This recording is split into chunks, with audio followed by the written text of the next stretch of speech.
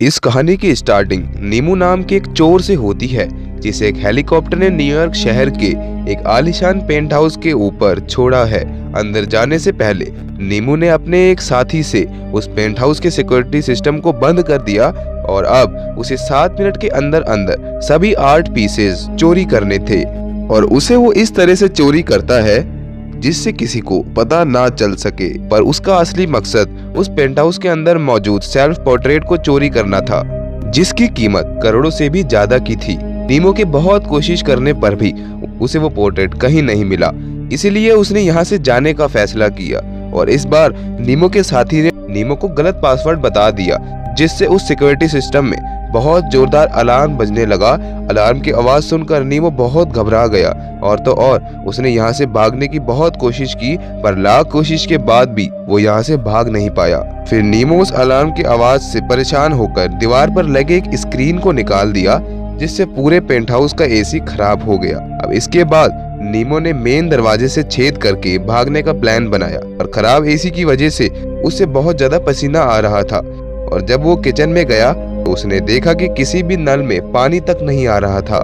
इसके बाद उसको फ्रिज में थोड़ा बहुत खाने का सामान मिला। कुछ खाने और ड्रिंक पीने के बाद वो फिर से अपने काम में लग गया। बढ़ती गर्मी से उसकी हालत काफी ज्यादा खराब हो गई थी। फिर काफी मेहनत करने के बाद उसने देखा कि इस दरवाजे के बीच में एक मेटल शीट लगी हुई है, जिसे वो चाह कर भी नहीं काट सकता, और उस बेचारे की सारी मेहनत खराब हो गई। फिर इसके बाद उसने वॉकी टॉकी की मदद से अपने साथी से बात करने की कोशिश की, पर जिससे भी कुछ नहीं हुआ। अब उसे एहसास हुआ कि मेरा कुछ नहीं हो सकता, तो उसने इसी पेंट हाउस में रहने की आदत डालने का फैसला लिया। और फिर वो वोडका के साथ कुछ खाने लगा और टीवी देखने लगा। फिर तभी उस टीवी में वहां लगे कैमरे की फुटेज चालू हो जाती है, जहां सिर्फ उसे रिसेप्शनिस्ट ही बैठा हुआ दिख रहा होता है। अपना खाना खत्म करने के बाद नीमो अपने बिस्तर पर सोने चला गया, और अगली सुबह जब उसकी आंख खुली तो उस पेंट हाउस के ऊपर हेलीकॉप्टर उड़ता हुआ नजर आया। वो खिड़की की तरफ भागते हुए गया, पर उसके साथी की नजर नीमो के पास गई ही नहीं। अब पेंट हाउस में गर्मी बढ़ती ही जा रही थी, तो नीमो ने वहाँ पूल में पड़े पानी से ही हाथ मुंह धोकर अपने आप को शांत किया। फिर तभी उसकी नजर छत पर बनी स्काईलाइट पर पड़ी। उसे देखते ही नीमो वहां तक पहुंचने का फैसला करता है, जिसके लिए उसने सभी फर्नीचर को इकट्ठा कर लिया। पर ज्यादा गर्मी के कारण उसको बीच बीच में खुद को पानी से ठंडा करना पड़ता था। और जब नीमो इस पूल में पड़े पानी को पीने का फैसला करता है, तो वो पानी का टेस्ट बहुत ज्यादा बकवास होता है। फिर उसने बर्फ को चबाकर ही अपने आप की प्यास बुझाई। अब एक दिन जब वो काम करने के बाद बैठा, तो टीवी पर उसकी नजर काम वाली लड़की जैस्मीन पर पड़ी, जिसे वो बहुत अच्छी लगी। अब इस पेंट हाउस में खाने का सारा सामान खत्म हो गया। फिर उसने कैन फूड खाने का फैसला किया। फिर जब वो उस कैन को खोल रहा था, तो उसे खोलते हुए उसके हाथ में चोट लग गई, जिसे साफ करने के लिए उसने पूल के पानी का इस्तेमाल किया और टी शर्ट को फाड़कर पट्टी बनाई। इस बार तो गर्मी इतनी ज्यादा बढ़ गई थी, जिससे नीमो को अपना फेस फ्रिज में रखना पड़ता था।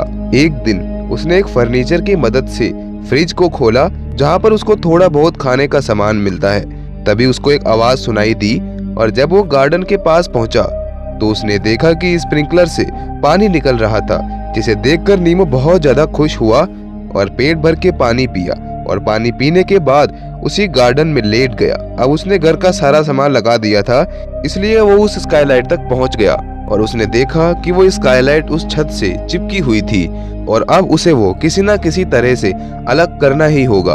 अब तक नीमो बोर होकर कैमरे में देख रहे लोगों की पेंटिंग बनाना चालू कर दिया, और इसमें जैस्मीन उसकी पसंदीदा थी। अब एक दिन जैस्मीन को उसी पेंट हाउस के बाहर साफ सफाई करने का काम मिला। इतना देखने के बाद नीमो ने बहुत हाथ पैर मारे, पर नीमो की बदकिस्मती थी कि उसने हेडफोन लगा रखे थे। अब जब जैस्मीन नीचे गई तो एसी का तापमान गिरता जा रहा था। नीमो के अगले पल ऐसे ही बीत गए, और उसने पानी का जुगाड़ स्प्रिंकलर से कर लिया था। दरअसल वो अपने आप को काम में उलझाकर रखता था। अब एक दिन उसने अपनी आखिरी दारू की बोतल को पूल में बैठकर मस्त मजे के साथ पिया। अगले दिन नीमो ने एक बोतल को तोड़कर अपने लिए खास चश्मा बनाया, जिसकी मदद से वो स्काईलाइट की फ्लेम को निकालने लग गया। दूसरी तरफ उसकी जिंदगी दिन भर दिन मुश्किल होती जा रही थी, और बिना आग से वो खाने की चीजों को पका भी नहीं सकता था, इसलिए उसे उन चीजों को पानी में भिगोकर खाना पड़ता था। अकेलेपन में वो इतना पागल सा हो गया था जिससे वो खुद से ही बात करते रहता था और कैमरे की फुटेज देखना उसका रोज का काम हो गया था। और अब तक वो सभी लोगों के नाम और शेड्यूल्स को अच्छे से समझ गया था। स्काईलाइट का काम करते हुए उसे ये पता चलता है कि स्काईलाइट के सीमेंट के अंदर मोटे नट लगे हुए हैं। अब उसके दिमाग की हालत इतनी खराब हो गई थी कि वो चिड़ियों से मदद मांगता रहता था।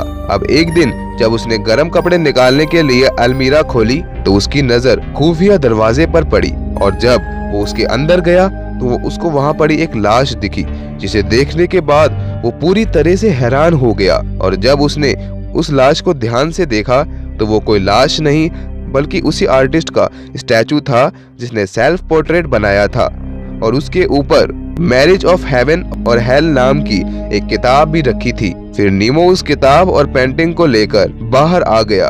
फिर उसकी नजर जैस्मीन पर पड़ी जो पेंट हाउस के बाहर सिगरेट पी रही थी और इस बार उसने कोई हेडफोन्स नहीं लगा रखे थे, जिससे नीमो ने बहुत जोर जोर से दरवाजा खटखटाया। उस वक्त जैस्मीन बहुत ज्यादा आवाज करने वाले वैक्यूम का यूज कर रही थी, जिससे वो नीमो की आवाज नहीं सुन पाई। अब अगले दिन नीमो ने एक कुर्सी की मदद से चाबी बनाने की कोशिश की, जिसका यूज वो स्काईलाइट के मोटे नट को खोलने में कर रहा था। इसी बीच नीमो की भूख इतनी ज्यादा बढ़ गई कि वो फ्रिज में रखे मछली और डॉग फूड को खाने का फैसला करता है, जिसे खाना इतना आसान नहीं था।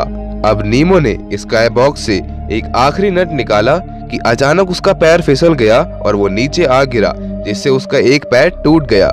उसने अपनी तरफ से पूरा इलाज करने की कोशिश किया पर उसका दर्द और भी ज्यादा बढ़ता जा रहा था। कभी कभी उसे ये भ्रम होने लगा कि जैस्मीन भी उसके साथ है।